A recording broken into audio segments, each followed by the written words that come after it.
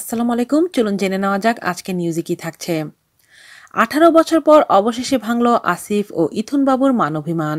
আবারও একসঙ্গে কাজ করলেন তারা। সম্প্রতি ইথুন বাবুর কথা সুরসঙ্গীতে চুপচাপ কষ্টগুলো শিরোনামের একটি গানে কণ্ঠ দিয়েছেন আসিফ। এরই মধ্যে নির্মাণ হচ্ছে গানটির চোখ ধাঁধানো ভিডিও, যা পরিচালনার দায়িত্ব নিয়েছেন ইথুন বাবু নিজেই। গানের ভিডিওতে আসিফের সঙ্গে মডেল হয়েছেন মিস ওয়ার্ল্ড বাংলাদেশ প্রতিযোগিতার আলোচিত প্রতিযোগী জান্নাতুল নাইম এপ্রিল। এ নিয়ে দ্বিতীয়বারের মতো জুটি হলেন তারা। এই প্রসঙ্গে আসিফ আকবর বলেন, ভালো লাগাটা অন্যরকম, কারণ প্রথম কাজ ছিল ইথুন বাবুর সঙ্গে। অভিমান ছিল, সেটা এখন আর নেই। আবার নিয়মিত কাজ করার ইচ্ছা আছে। নতুন গানটিও বেশ ভালো হয়েছে, আশা করি শ্রোতা দর্শকদের ভালো লাগবে। ইথুন বাবু বলেন, আমি নিয়মিত গান লিখি, সুর করি। আসিফের সঙ্গে 18 বছর ধরে কোনো কাজ করা হয়নি। অনেকদিন পর দুই ভাই একসঙ্গে কাজ করতে পেরে ভালো লাগছে। আমার বিশ্বাস আসিফের গাওয়া গানটি সবার ভালো লাগবে। জানা গেছে আসিফ ও ইথুন বাবুর চুপচাপ কষ্টগুলো প্রকাশ হবে ধ্রুব মিউজিকের ব্যানারে।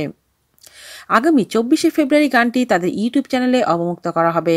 পাশাপাশি গানটি পাওয়া যাবে ডিএমএস ওয়েবসাইট, জিপি মিউজিক এবং বাংলা লিগ ভাইবে।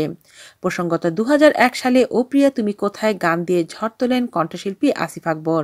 গানের যুবরাজ হয়ে পা রাখেন সঙ্গীত ভুবনে।